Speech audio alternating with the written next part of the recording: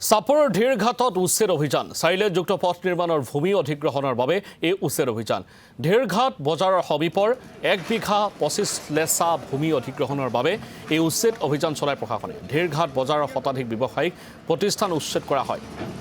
উচ্চ ন্যায়ালয়ত গোচৰ চলি থকা অৱস্থাতে ন্যায়ালয়ক অৱমাননা কৰি প্ৰশাসনে এই উচ্ছেদ চলোৱাৰ অভিযোগ উচ্ছেদিত বিপৰীতে উচ্চ ন্যায়ালয়ত গোচৰ চলি আছে যদিও ন্যায়ালয়ৰ অনুমতি সাপেক্ষেহে উচ্ছেদ চলোৱা হৈছে বুলি সদৰি কৰিছে চক্ৰৰ বিষয়ে আপোনালোকে গম পাইছে যোৱা 6 মাহৰ পৰা ইয়াত নেশ্যনেল হাইৱে প্ৰজেক্টৰ কাম চলি আছে অলৰেডি মাটি অধিগ্ৰহণৰ কাম সমাপ্ত হৈছে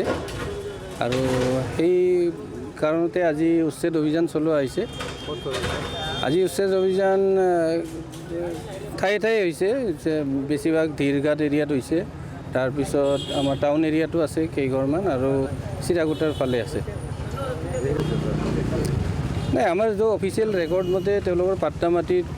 অলপহে পৰিছে আৰু সেইখিনি অলৰেডি তেওঁলোকক কম্পেনচেশ্যন দিয়া হৈছে কিন্তু তেওঁলোকে কম্পেনচেশ্যন লোৱা নাই আৰু তেওঁলোকে মহামান্য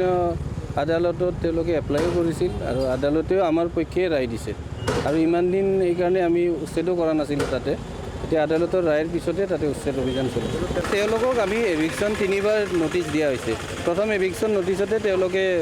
গুৱাহাটী উচ্চ ন্যায়ালয়ত গৈছিল তাৰপিছত তেওঁলোকে ইণ্টাৰিম আপিলো ফাইল কৰে উচ্ছেদৰ কাৰণে